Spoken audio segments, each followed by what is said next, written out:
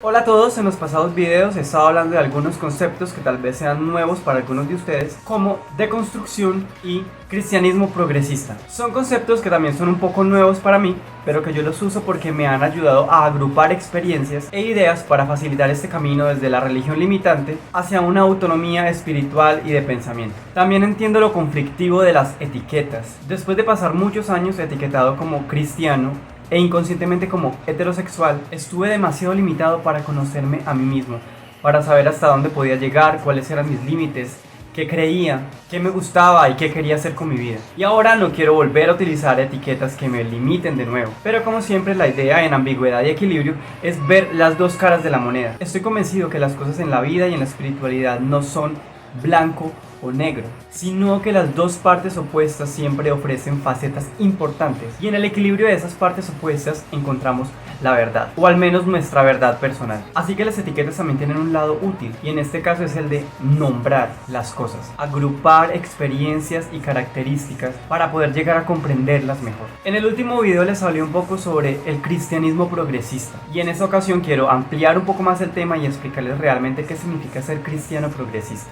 No como una etiqueta para encasillarme, sino como una manera de agrupar mis experiencias y las creencias que tengo hoy en día.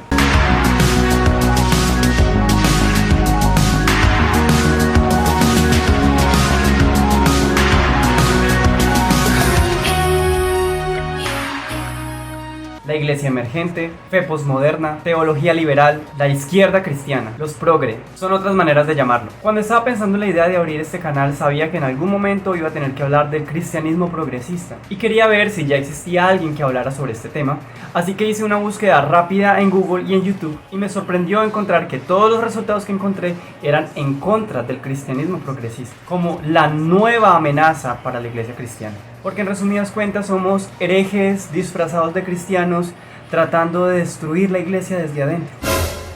Y lo más curioso es que los videos con más vistas en YouTube que hablan sobre este tema, o más bien en contra de este tema, tenían todos algo en común, tenían la misma fuente de información. Y ninguno ni siquiera hizo el esfuerzo por citar de dónde sacaban la información, sino que presentaban el tema como investigación propia. Esto también pasó con otras varias páginas y publicaciones que encontré. La fuente de todos estos es un artículo publicado en 2018 por una persona llamada Alisa Childers, titulado 5 señales de que tu iglesia podría estarse dirigiendo hacia el cristianismo progresista. Les dejo el link acá arriba. Alisa Childers formó parte de una reconocida banda de música cristiana en Estados Unidos llamada Soul Girl. Fue criada en un hogar cristiano y siempre se consideró cristiana. En 2007 el grupo se separó y ella comenzó su vida de madre. Luego comenzó a asistir a una iglesia en la cual un pastor la retó a cuestionar sus creencias. Ella pasó por un duro proceso de deconstrucción en el cual dudó de la existencia de Dios y de todo su cristianismo. Pero después logró superar esta etapa y creó una página para cristianos que tienen dudas sobre sus creencias, donde les enseña a defender la Biblia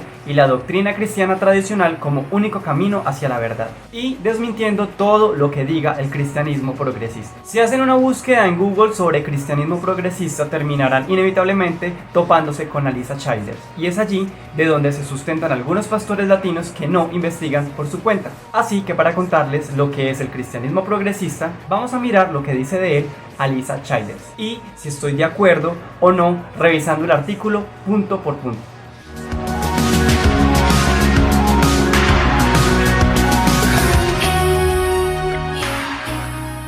En lo primero, lo que estoy de acuerdo es que el cristianismo progresista es un término sombrilla en el que caben muchas experiencias y creencias. Por eso es difícil definirlo con claridad. Y en lo primero en lo que no estoy de acuerdo es en decir que estas 5 señales de las que vamos a hablar son señales de peligro. De entrada, antes de analizar la situación, ya nos dice que las creencias de los progresistas son un peligro. En otras palabras, que son una enseñanza malvada que pretende destruir la iglesia. Primera señal. El cristianismo progresista tiene una visión más baja de la Biblia. Decir una visión más baja suena a que se está haciendo algo malo o inmoral.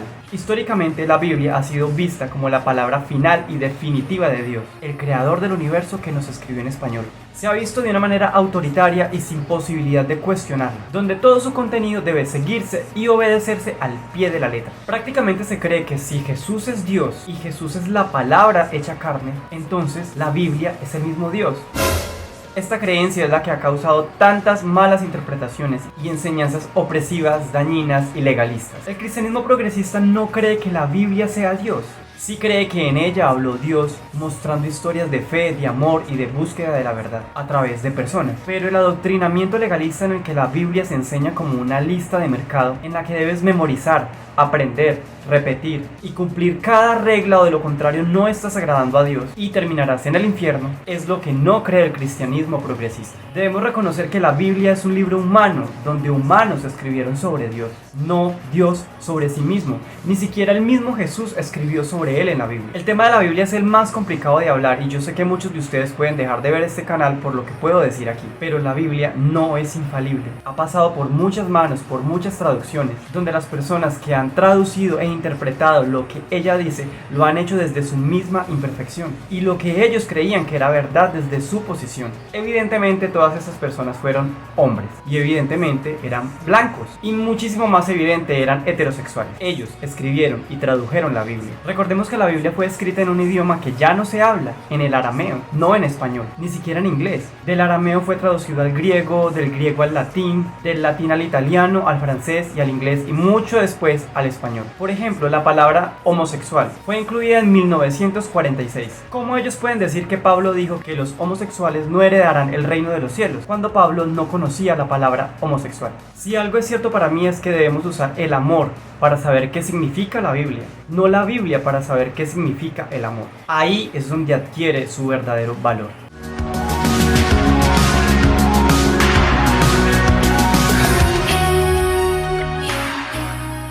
Segunda señal, los sentimientos son enfatizados por encima de los hechos. En algún punto del camino los cristianos tradicionales comenzaron a enseñar que los sentimientos humanos eran pecaminosos y que no merecían nuestra confianza. Se les ha llamado los deseos de la carne. Creo que el cristianismo proporcionó una muy buena base para este mundo, donde se enfatiza y se pone por encima el pensamiento y la razón por encima de lo que la persona siente. No podemos confiar en nuestras emociones. Lo que sentimos no siempre es correcto. Por esto se escogen carreras equivocadas, relaciones tóxicas. Se toman decisiones que, aunque algo adentro de nosotros nos dice que no es lo que queremos, la razón y sobre todo la tradición, o sea la manera en que siempre se han hecho las cosas, están por encima de todo. Los sentimientos son una parte fundamental del ser humano y nos brindan muchísima información sobre nosotros mismos que no podemos suprimir o reprimir. El reprimir lo que sentimos solo hace que haya una división contra nosotros mismos y que se cause un conflicto interior. Pero tampoco podemos negar que las emociones sean engañosas o temporales, aunque no sean pecaminosas y malvadas como se nos ha enseñado. En este punto es donde más veo reflejado de lo que se trata ambigüedad y equilibrio. Tenemos dos conceptos aparentemente contrarios y creemos que son opuestos excluyentes. Por un lado, los sentimientos. Por el otro lado, la razón. Esta ha sido una lucha milenaria en la humanidad. El corazón versus la mente, la emoción versus la lógica. El error más común que cometemos es dar por hecho que solamente uno de los lados es el correcto. Que si aceptas la razón, los sentimientos deben ser suprimidos. O que si aceptas lo que sientes, tendrás que ignorar la lógica. A veces tendemos a ver las cosas solamente en cuestión de blancos y negros. Pero la vida es más complicada que eso, no hay fórmulas o claves. Lo más fácil aparentemente sería simplemente escoger un bando y defenderlo a muerte. Por esto se han creado guerras incluso, pero lo difícil siempre será reconciliar las dos partes. Encontrar el equilibrio, el punto de contacto entre los sentimientos y la razón. La cantidad exacta de ambos ingredientes abre un panorama auténtico y real. Ahora, la iglesia tiene una serie de reglas legalistas, automáticas, objetivas, realistas, concretas, absolutas, inflexibles. Pareciera que el esfuerzo ha sido crear un manual absoluto y rígido de comportamiento humano. Algo así como un manual de instrucciones, pero, perdón, no somos robots. Este detalle es el que nos hace humanos, complejos, impredecibles, diversos. Esto es lo que hace que la vida sea digna de vivir. Cada momento debe ser descubierto, experimentado y analizado para que tenga un sentido para nosotros. La iglesia no puede pretender hacer normas generales de vida basadas en la Biblia y que esta norma aplique para cada situación individual, para cada persona en su única e irrepetible forma de ser. El defender la lógica por encima de los sentimientos es ponernos al nivel de máquinas automáticas. De esta manera es más fácil dominar y oprimir, porque no cuestionas basado en lo que sientes, sino que obedeces basado en lo que sabes. Entonces, si el cristianismo progresista defiende las experiencias personales y las emociones subjetivas, no es porque pretenda olvidar que la razón hace parte fundamental de nuestras vidas. Incluso anima a que la ciencia y la lógica tengan parte en nuestra fe. Se defiende el sentimiento porque la parte humana y emotiva ha sido casi erradicada de la vida cristiana y se nos ha amarrado a tradiciones que ya no tienen vida y no aplican para nuestros contextos personales. Todo lo anterior hablando de los sentimientos y las emociones, pero ¿qué hay de la intuición? ¿Qué es la intuición? ¿Es solo un simple sentimiento más? ¿O puede que sea algo más profundo? ¿Una conexión con la parte más esencial de nuestro ser tal vez? Al condenar la confianza en todo aquello que sientas desde adentro llamándolo sentimiento, tal vez también estamos censurando nuestra intuición. Si acá estamos hablando entre personas que aún tenemos fe, que aún creemos en cosas que no podemos ver, en cosas que nuestra razón no puede comprobar, que no podemos comprender con nuestra mente, sino con una parte más profunda de nosotros mismos, entonces podemos saber que el sentir algo muy adentro y saber que es verdad es algo que sucede a menudo en el caminar espiritual. Sabemos que algo similar a la intuición es real para nosotros. Y el cristianismo también le ha dado nombres a esta intuición: discernimiento, Dios hablando al corazón, conocer en el Espíritu Santo. Es esa esencia dentro de nosotros que siempre ha sabido la verdad, aunque nuestra parte humana la haya olvidado. Esa parte de nosotros que cuando escucha la verdad inmediatamente la reconoce con ese sentimiento de alguna manera siempre he sabido que esto es verdad. Cuando Jesús habló con Nicodemo acerca del nuevo nacimiento, no le dio una fórmula concreta y comprobable para reconocerlo. Le dijo: el viento sopla de donde quiere y oye su sonido, pero no sabes de dónde viene ni a dónde va. Así es todo aquel que ha nacido del Espíritu. San Juan 3:8. No puedes saberlo a ciencia cierta, con la mente o con leyes memorizadas o normas. Debes saberlo con fe, con intuición, con un sentimiento interior de verdad. Basado en lo anterior, muchísimas cosas de la iglesia cristiana tradicional se sienten muy mal. Lo automático y legalista de la vida cristiana se siente terrible. Interpretaciones homofóbicas, machistas y clasistas se sienten muy mal. Ignoramos ese sentimiento y seguimos viviendo de la misma manera por miedo a desagradar a Dios, o escuchamos lo que sentimos muy adentro y reinterpretamos las cosas para que sean mucho más humanas y equilibradas.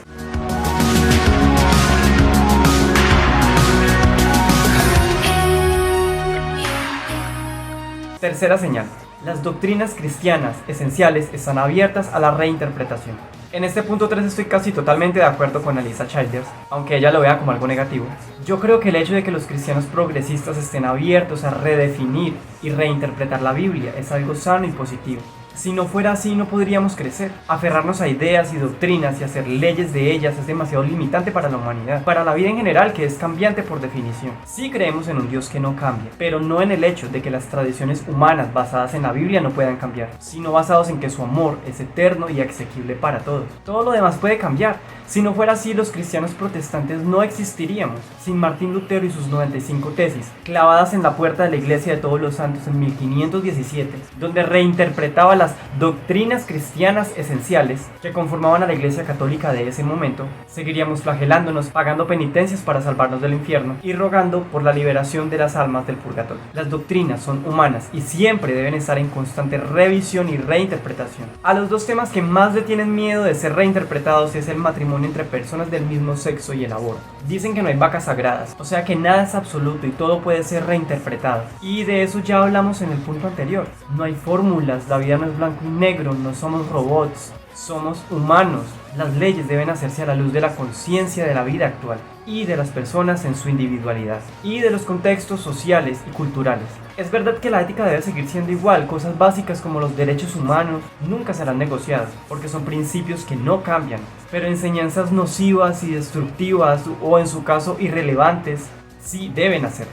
Otras doctrinas místicas que en ocasiones algunos cristianos progresistas entran a debatir a la luz de la ciencia, no con el ánimo de desmentir la fe, sino de tener una fe más racional y coherente, son si el relato de la creación de Génesis es literal o es poético, y si entra en conflicto con la teoría de la evolución. También a veces se cuestiona el nacimiento virginal de Jesús, o si resucitó en verdad en cuerpo físico, o si en verdad su cuerpo ascendió al cielo, y otras por este estilo. Por mi parte creo que si estas doctrinas son o no son comprobables científicamente, o si algunos cristianos las creen o no, no es tan central como saber que todo el ministerio de Jesús se trataba del amor que transforma y libera, porque no fue eso lo que los convenció de seguirlo, sino el poder y la autoridad con la que reinterpretó la ley de su pueblo, a favor del pobre y del oprimido, aún sin saber si Jesús moriría y resucitaría. En este punto debe ser muy personal de la fe de cada uno, creer o no creer en estas doctrinas, pero en esencia, el evangelio seguiría siendo el mismo.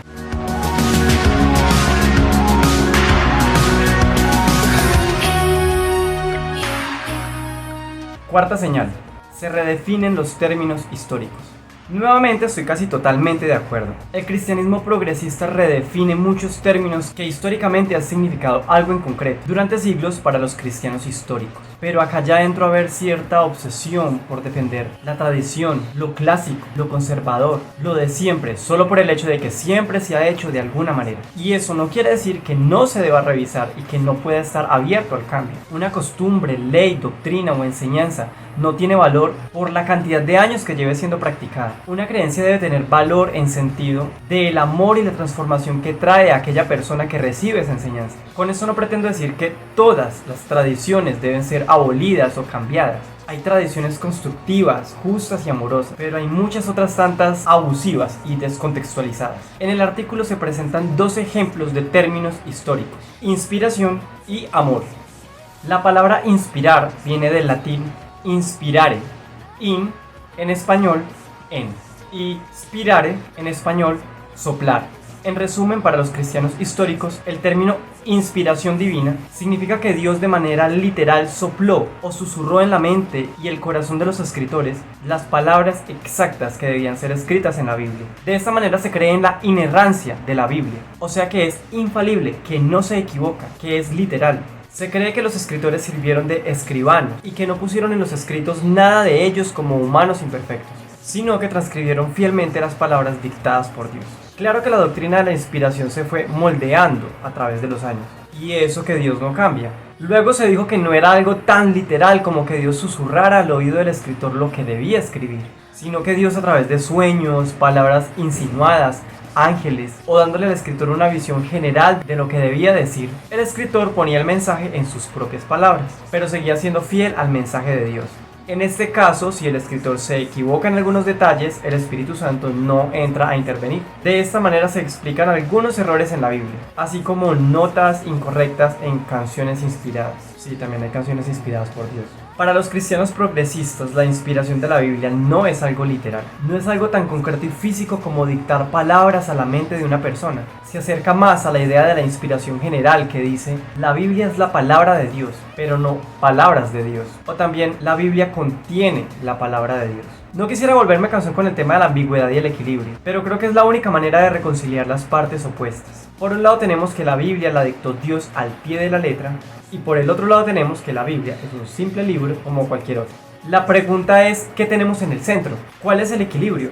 Porque si la Biblia ha tenido el poder de moldear sociedades y generaciones, es porque hay algo grande y especial en ella. Lo misterioso del equilibrio es que no está en el mismo punto para todos, o la misma cantidad de ingredientes de ambos extremos. En mi caso, creo que a pesar de haber sido tan mal utilizada la Biblia durante siglos, ella sí contiene verdades universales, poderosas, de amor y transformación. Y sí apunta hacia el camino de la verdad, sobre todo las enseñanzas de Jesús. Pero también creo que pasó por muchísimas manos de hombres imperfectos, y que aunque estaban inspirados por sus encuentros profundos con la divinidad, sus escritos deben ser interpretados a la luz de todas las limitaciones humanas, tanto como de la conexión innegable del ser humano con la realidad espiritual. El término amor para los cristianos históricos se refiere al ser humano separado de Dios por el pecado, y a la entrega de Jesús para limpiar y acercar a la humanidad a Dios. Solo esto es amor. Por eso, Dios es amor. Y dicen que para los progresistas el amor se redujo a todo lo que haga sentir bien a la gente, la afirme, la acepte y no la confronte con su pecado. El cristianismo tradicional se dedicó a señalarle a las personas su pecado, en recordarles a sus feligreses de día y de noche en qué están fallando, en qué se equivocaron, de qué deben arrepentirse. Se enfocaron en qué deben cambiar de sus vidas, en resaltar los defectos que deben corregir para parecerse cada día más a Jesús. Creo que en este punto se desequilibraron un poco, o mucho.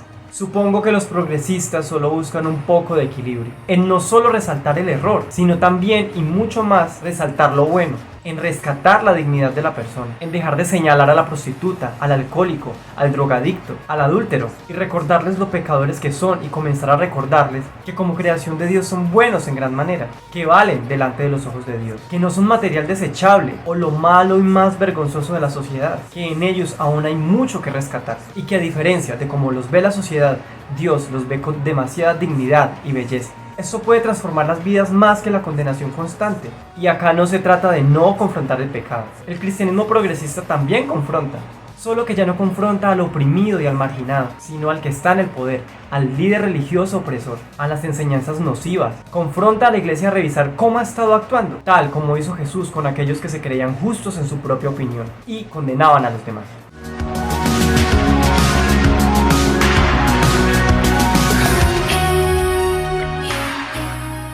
Quinta señal. El corazón del mensaje del Evangelio cambia de el pecado y la redención a la justicia social. El mensaje central del cristianismo es que Jesús murió por nuestros pecados, fue sepultado y resucitado y por lo tanto nos reconcilió con Dios. Este es el mensaje que realmente traerá libertad a los oprimidos. Lo cierto es que después de muchísimos años de evangelizar al mundo, hablando sobre Jesús y su sacrificio, tratando de convertir a más personas al cristianismo, lo más evidente es que lo único que se ha conseguido es más adeptos a una religión, llenar las bancas de las iglesias y los bolsillos de algunos pastores. Pero más allá de eso, la iglesia ha tenido un impacto casi nulo en la sociedad. Entonces ha surgido la pregunta, ¿de qué sirve de que vayamos y les contemos a todos una historia de Dios, entregando a muerte a su único hijo para salvarlos, cuando sus realidades inmediatas no están siendo impactadas? En realidad es amor llevar discursos y enseñanzas bíblicas y teológicas en vez de trabajar de manera concreta para cambiar las realidades opresivas que los rodean. Solo mencionaré 2 citas bíblicas sobre este punto. En la carta de Santiago, capítulo 2, versículos del 14 al 17 dice: Hermanos míos, ¿de qué aprovechará si alguno dice que tiene fe y no tiene obras? ¿Podrá la fe salvarle? Y si un hermano o una hermana están desnudos y tienen necesidad del mantenimiento de cada día, y alguno de vosotros les dice: id en paz, calentados y saciados, pero no les dais las cosas que son necesarias para el cuerpo, ¿de qué aprovechan? Así también, la fe, si no tiene obras, es muerta en sí misma. El mundo espiritual y el mundo material no son 2 cosas contrarias y enemigas, son 2 caras de la misma realidad, indivisibles la una de la otra, para poder existir, así en la tierra como en el cielo. De tal manera que la una sin la otra siempre estaría incompleta. Si dices que eres buena persona, que haces buenas obras, que das a los pobres, que trabajas por el oprimido, pero no lo haces con amor, o sea el complemento espiritual, de nada sirve. Dice 1 Corintios 13. Es una acción muerta, sin vida, sin un impulso espiritual en el corazón que le dé sentido real. Pero también si hablas de salvación, de paz, de libertad, de amor, y lo predicas con la Biblia en la mano, y no existe el complemento físico, o sea la acción concreta en este mundo real, tampoco de nada sirve. Es una fe muerta. Cuando Jesús se presentó en la sinagoga por primera vez, leyó la cita que aparece en Isaías 61:1. El Espíritu del Señor Omnipotente está sobre mí, por cuanto me ha ungido para anunciar buenas nuevas a los pobres. Me ha enviado a sanar los corazones heridos, a proclamar liberación a los cautivos y libertad a los prisioneros. Jesús mismo describió su misión, y es claro que era fundamentalmente social. El pobre, el oprimido, el cautivo, el olvidado, el discriminado y aborrecido por la sociedad. Jesús no solo le dijo al paralítico: tus pecados te son perdonados, como un acto mágico de salvación, sino que también le dijo: levántate y anda, como una acción concreta para su vida presente. El enfoque del cristianismo progresista en la justicia social no busca olvidar el lado espiritual del mensaje del Evangelio, busca caminar hacia el equilibrio. Después de siglos donde el cristianismo se ha espiritualizado al punto de llegar a ser inútil e impráctico para la vida cotidiana, una serie de oraciones, declaraciones espirituales, ceremonias sobrenaturales, liturgias místicas, hablar en lenguas, ver ángeles y todo lo relacionado con el mundo espiritual, mientras que el mundo presente, nuestra sociedad actual, vive en medio del dolor, de la injusticia y de la opresión.